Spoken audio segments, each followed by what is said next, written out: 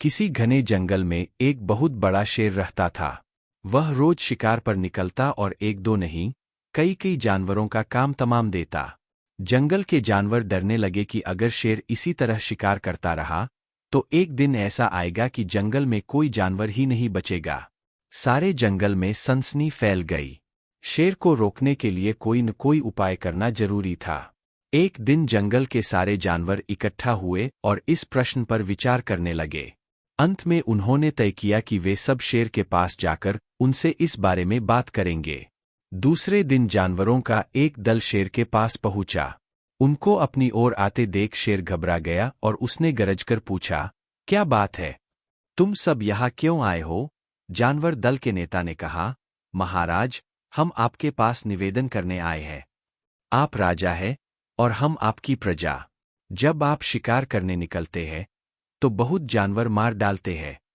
आप सबको खा भी नहीं पाते। इस तरह से हमारी संख्या कम होती जा रही है।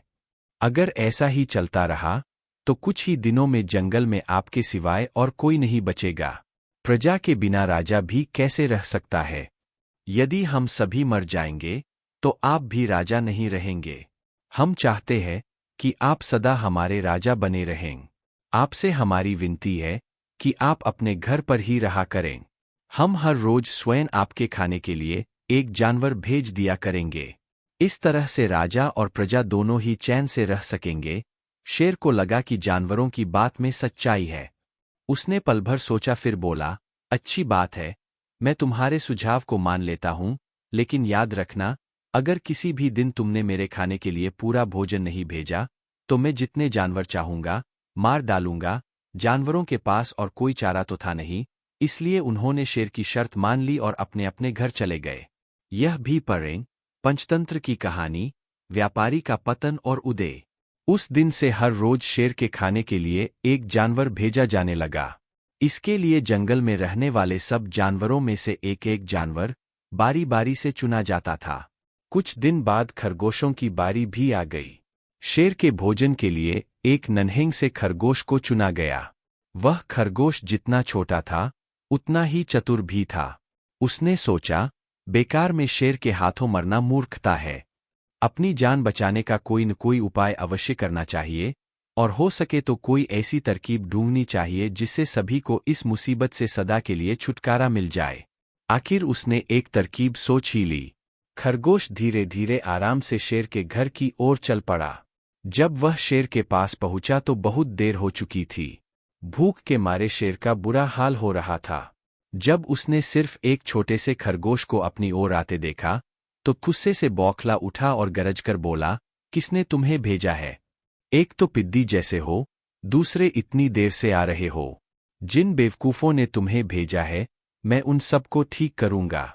एक एक का काम तमाम न किया तो मेरा नाम भी शेर नहीं।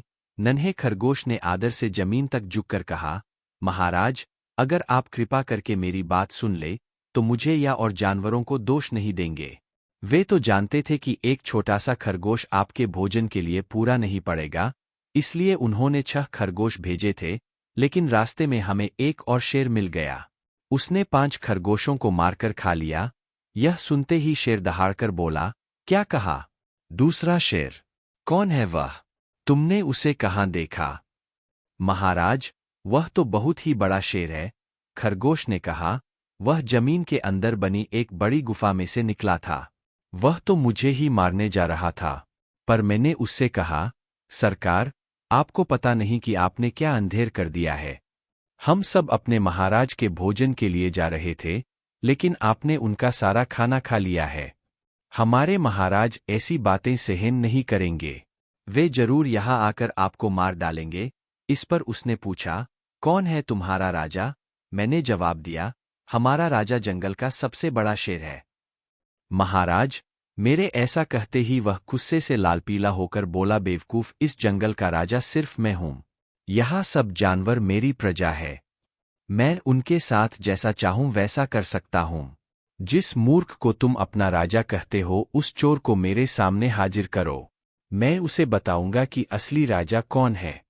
महाराज, इतना कहकर उस शेर ने आपको लिवाने के लिए मुझे यहाँ भेज दिया। यह भी पढ़े, पंचतंत्र की कहानी, मूर्ख साधु और ठग खरगोश की बात सुनकर शेर को बड़ा गुस्सा आया और वह बार बार गरजने लगा। उसकी भयानक गरज से सारा जंगल दहलने लगा। मुझे फौरन उस मूर्ख का पता बताओ, शेर ने दहाड़कर कहा।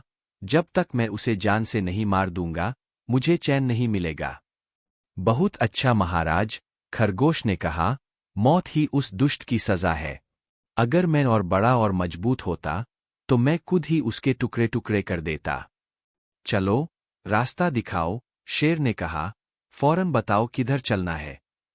इधर आइए महाराज, इधर। खरगोश रास्ता दिखाते हुआ शेर को एक कुएं के पास ले गया और बोला, महाराज, वह दुष्ट शेर जमीन के नीचे किले में रहता है। जरा सावधान रहिएगा। किले में छुपा दुश्मन खतरनाक होता है। मैं उससे निपट लूंगा, शेर ने कहा। तुम यह बताओ कि वह है कहाँ? पहले जब मैंने उसे देखा था तब तो वह यही बाहर खड़ा था। लगता है आपको आता देखकर वह किले में घुस गया है। आइए मैं आपको दिखाता हूँ। खरगोश ने कुएं के नजदीक आकर शेर से अंदर झांकने के लिए कहा। शेर ने कुएं के अंदर झांका तो उसे कुएं के पानी में अपनी परछाई दिखाई दी। परछाई को देखकर शेर जोर से दहाड़ा। कुएं के अंदर से आती हुई अपनी ही दहाड़ने की गूंज सुनकर उसने समझा कि दूसरा शेर भी दहाड़ रहा है। दुश्मन को तुरंत मार डालने के इरादे से वह फौरन कुएं में कूद पड़ा। कूदते ही पहले तो वह कुएं की दीवार से टकराया, फिर धड़ाम से पानी में गिरा और डूबकर मर गया। इस तरह चतुराई से शेर से छुट्टी पाकर नन्हा खरगोश घर लौटा। उसने जंगल के जानवरों को शेर के मारे जाने की कहानी सुनाई। दुश्मन के मारे जाने की जबर से सारे जंगल में खुशी फैल गई। जंगल के सभी जानवर खरगोश की जय जयकार करने लगे।